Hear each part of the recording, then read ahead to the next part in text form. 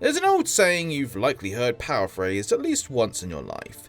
If you know it's going to be bad, then why bother? Easy enough creed to follow, except that, plot twist, not everyone is guaranteed to like a product that has garnered so many salty responses, and with the amount of entertainment media becoming easily more consumable today than ever before, there is more than enough for someone to discern what in their eyes makes something fresh or rotten. The real tough choice comes when you have a series or franchise that you've invested so much time and interest in, but its latest and as of the time, last entry holds a reputation that does not match that of its predecessors. In this particular case, Jak and Daxter was certainly a franchise that touched many like myself during the early 2000s who still loved classic 3D platformers but wanted to see the genre evolve more with the times. After 8 years with 3 mainline entries, 1 combat racer and 1 spin-off of the PSP, the series was given a kinda sorta 4th mainline entry with Jak and Daxter: The Lost Frontier. While the game was originally conceived by Naughty Dog with the likes of Neil Druckmann having even written the story behind it, development of the first Uncharted game took more precedence, and so Jak PSP, as it was so called at the time, was initially scrapped before High Impact Games was brought in to finish up what Naughty Dog had started. Though the game did come out on PS2 as well, it was mainly constructed to work with the PSP's hardware, limitations and all. Sadly, unlike the few standout PSP titles that mostly succeeded in porting a console experience to a handheld device such as with the likes of God of War and Monster Hunter before it, The Lost Frontier fell short of fan expectations. The game also came out in 2009, a time at which the 7th gen consoles were rapidly starting to dish out landmark titles that would define much of gaming for years to come. From Assassin's Creed 2 to Demon's Souls to Modern Warfare 2 to Arkham Asylum to even Naughty Dog's Uncharted 2 that will come out less than a month before The Lost Frontier. With the game both not looking especially up to date, along with me just never having catched a glimpse of the PS2 version on store shelves, I felt content just to let this one go and simply take others at their word on it. Cut to almost 15 years later, where Sony has decided to port it, along with many other unpreserved PS1, PS2 and PSP titles to its modern consoles, I figured, hey, why not? And while I'm at it, why not share my thoughts on this stepchild of a game with you all, as a lifelong Jak and Daxter fan experiencing it hands-on for the first time. The game's very opening cuts in pretty quickly, almost a staple of the series at this point, while heroes already off on their next adventure in a new land. We find out that recently Haven City, and I have to assume the surrounding surviving cities, have been seeing a massive shortage of eco, the life energy of the world that also acts as a power source, and thus Jak and Daxter along with Kira have journeyed to the supposed edge of the world known as the Brink in order to both restore the eco shortage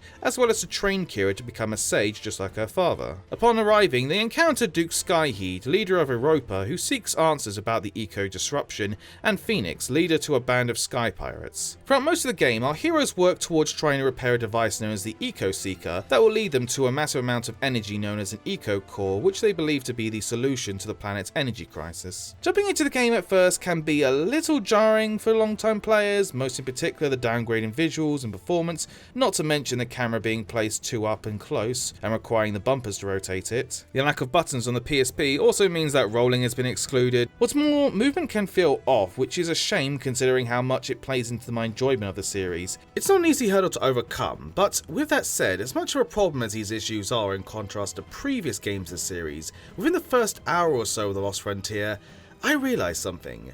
And that was, this game is, well, decent. In fact, I actually really started to enjoy it to the point there were times it didn't feel like a cheap imitation of a Jak and Daxter game, but a genuine sequel. Yes, the game that I dreaded playing, believing that it would only serve to remind me of how special those original games were, turned out to not actually be the boogie game so many of my online peers had made it out to be. As some of you may have noticed, the series is back to including Daxter into the game's title, and it's not just a fluke on the devs' part. For one thing, there's elements here that feel like they pull more from the first game, with the 4 key coloured ecos now making a proper return, besides just showing up as a collectible in a side mission or the like. Not only can you collect Dark Eco that Kira can use to upgrade one of Jak's eco-related skill trees, but as you progress you'll unlock powers that will aid you both in platforming as well as in fights. With Red Eco allowing you to fire energy balls that can be detonated to remove rocky debris, Yellow Eco giving you a boost jump from these exhausts, Blue Eco allowing you for both to swap places with idols as well as slow down time, and finally Green Eco letting you create crystal-like platforms to jump on,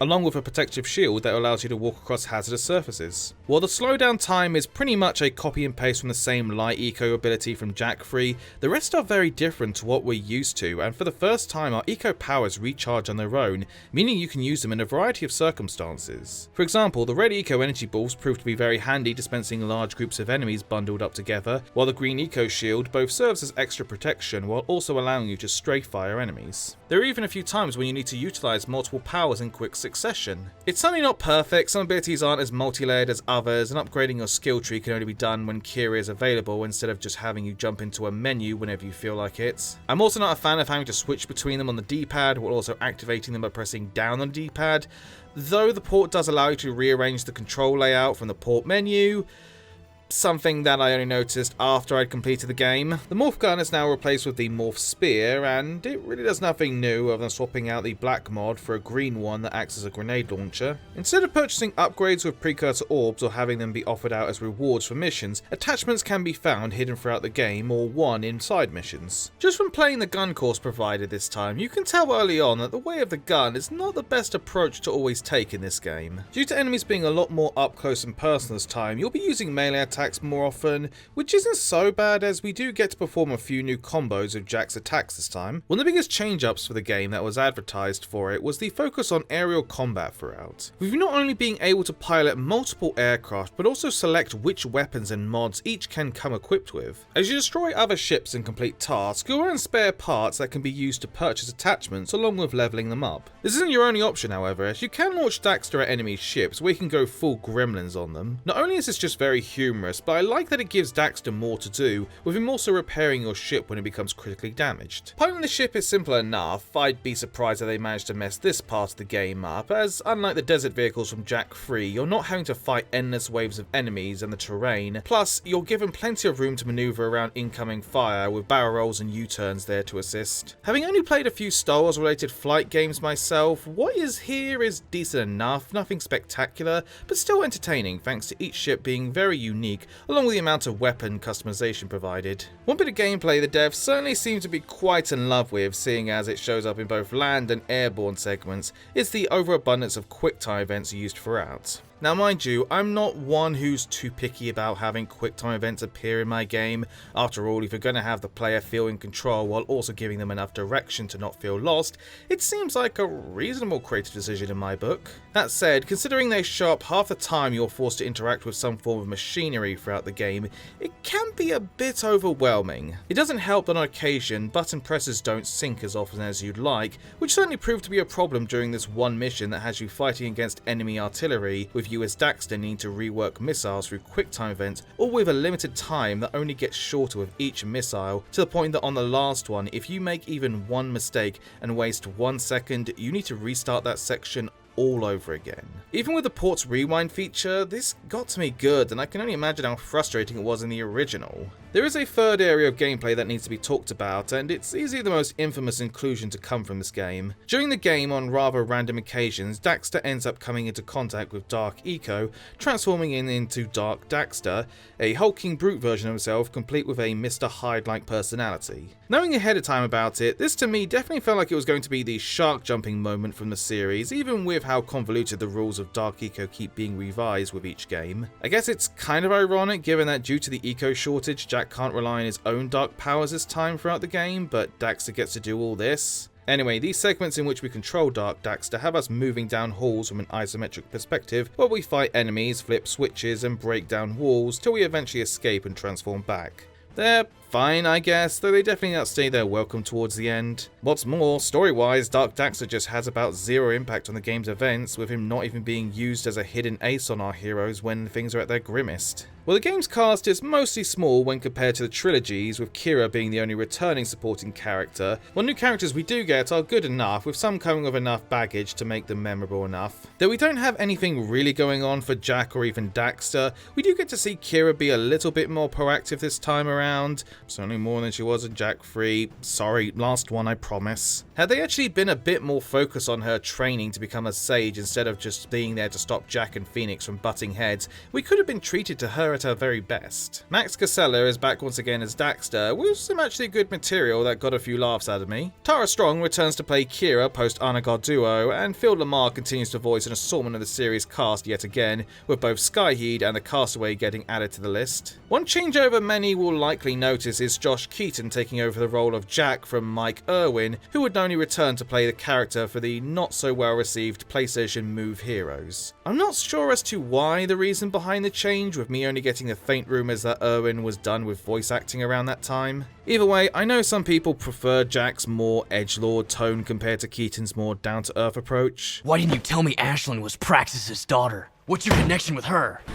Someone's been experimenting with Dark Eco. Whoever did this should be destroyed.